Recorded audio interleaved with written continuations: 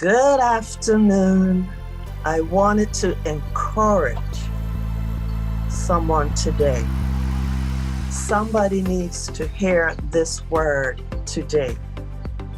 Don't push the panic button. Push the praise button. Your praise is a weapon of war against all the works of the enemy.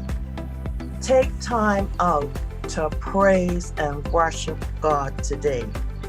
If you're listening to this right now, start praising, start worshiping. Are things what you want them to be? No.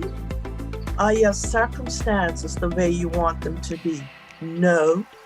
But praise God in spite of how you feel, in spite of what is going on, in spite of your circumstances, in spite of world situations. Praise God. Let's go to the Psalms for a couple of minutes to share what the word says.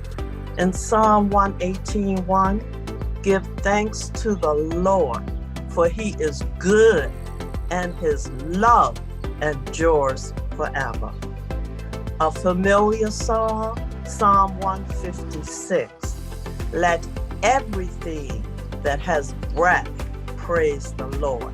We're talking about praise and worshiping. Praise ye the Lord. And finally, in Philippians 4:6-7, do not be anxious about anything. Let me repeat that.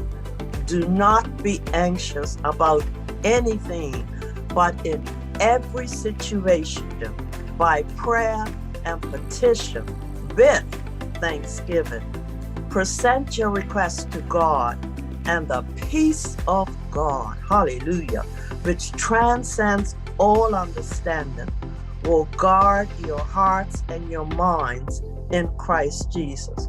So once again, let me remind you, don't push that panic button.